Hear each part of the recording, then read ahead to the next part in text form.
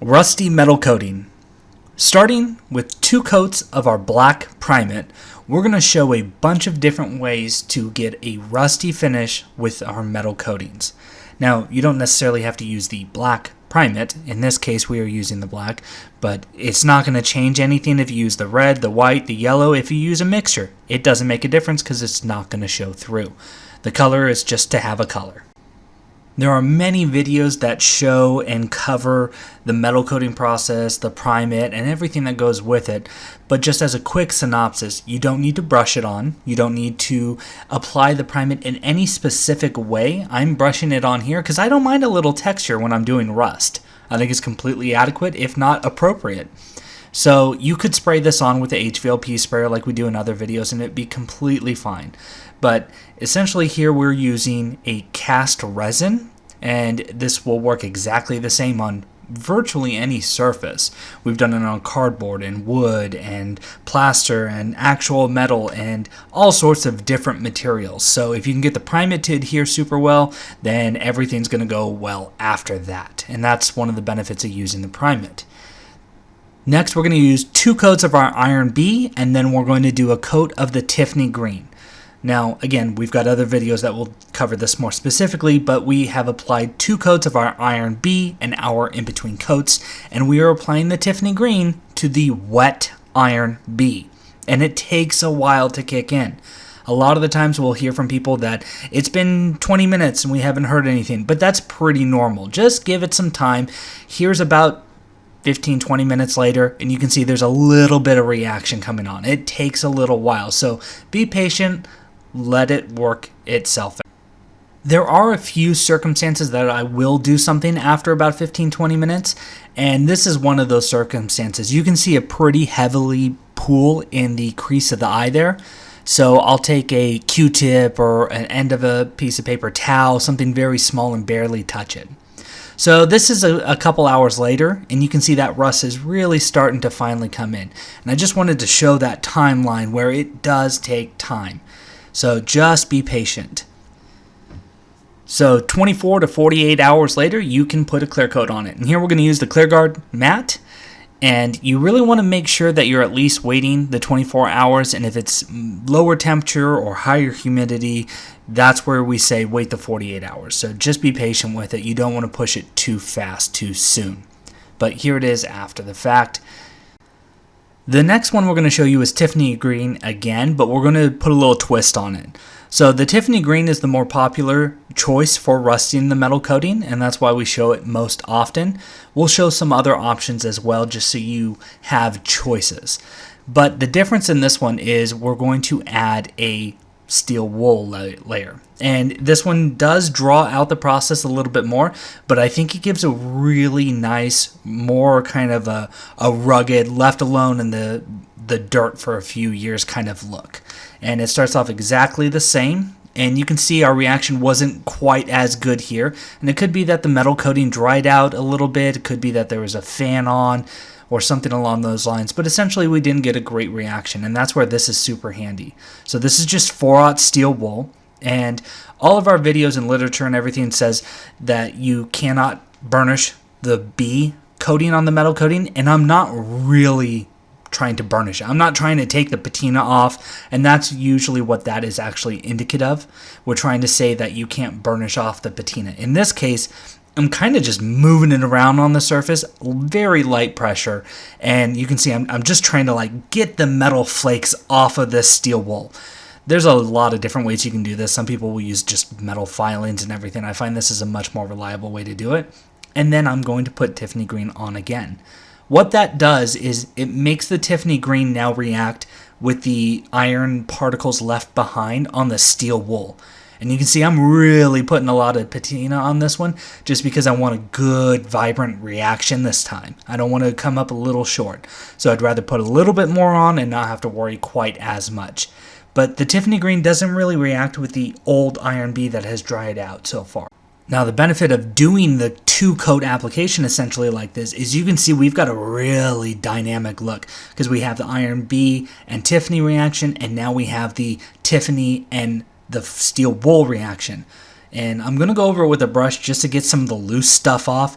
You don't necessarily have to do it, but I like doing it because otherwise when you go to spray the clear coat on, you can just move it, and I just don't like variables, so I wanted to brush that loose stuff off.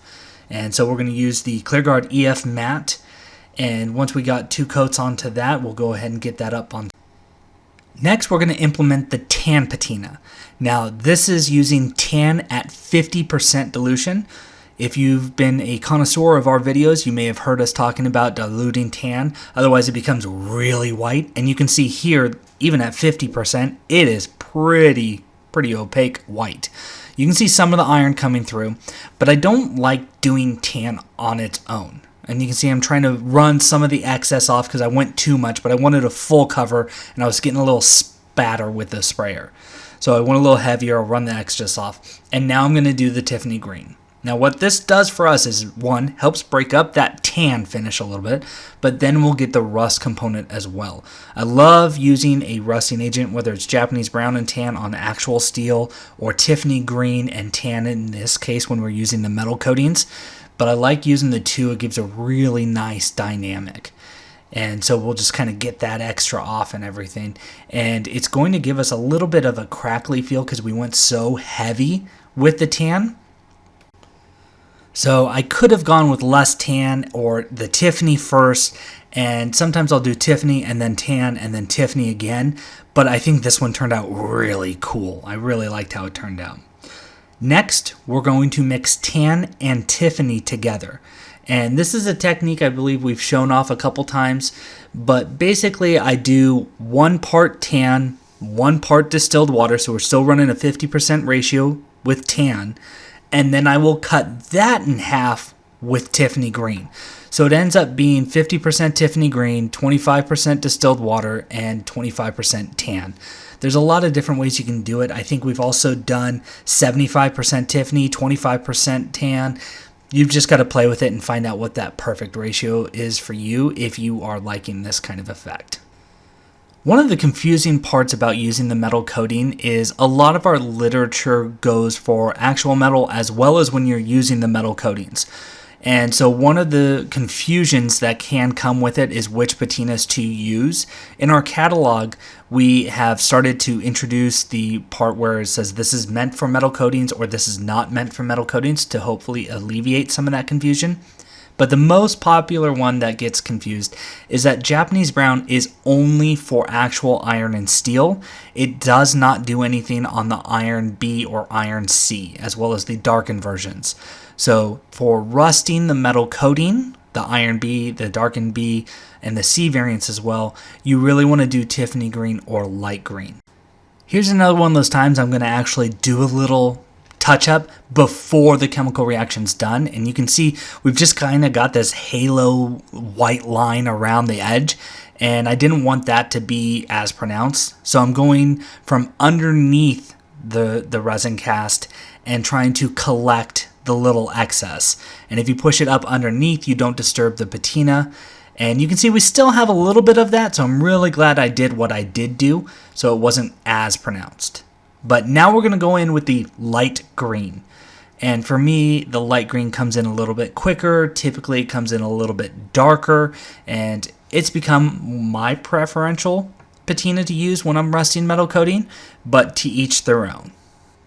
So here we have the light green, and you can see we've got just great contrast and darker browns just with the light green. So next we're going to do something a little bit different. We're going to do the Tiffany green, just like we have in other ones, but now we're going to go in with the orange dioxide. And a lot of the times I actually recommend diluting it with distilled water. Here we're going with full strength, and I'm just doing a full coat. We're going to go back with Tiffany green. I like doing the Tiffany green and then the weird thing we're doing, like the tan or the dioxide, and then going back with Tiffany because it then helps diffuse a little bit. Whereas if we diluted the orange dioxide with distilled water, or we were doing some other trick, like a lot of the times it will look a little bit more forced, a little bit more like we did it, where I like the organic, it just kind of fell where it fell kind of finish. And so the Tiffany after the fact will help kind of mask a lot of that. And despite me saying how much I like doing Tiffany after the fact, after I sat with this for a few minutes, I decided I took too much orange off with the Tiffany green.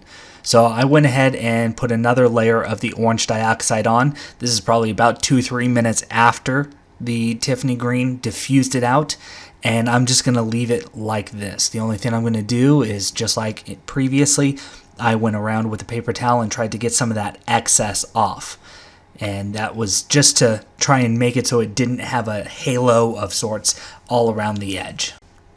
When I came in the next day, after not doing anything else to the orange dioxide, it actually looked pretty good for me. I just felt like I had a few pockets that were just a little too vibrant in orange.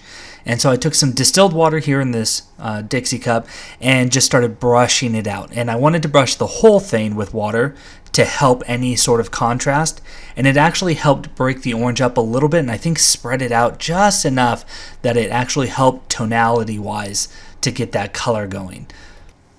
After washing out some of those pockets of orange, I let it sit for another day, and then we went in with the ClearGuard EF matte again. And the EF matte tends to help the colors not change quite as much, especially with the greens, but also with the rust. It helps keep those lighter tones. But I was hoping that the orange dioxide would give me, 1, variability, but also 2, help keep it more of a orangey rust. And I really liked how this one turned out as well. Primate, Iron B, Tiffany green, light green, tan, and orange dioxides are all available at www.sculptnouveau.com or by calling 760-432-8242.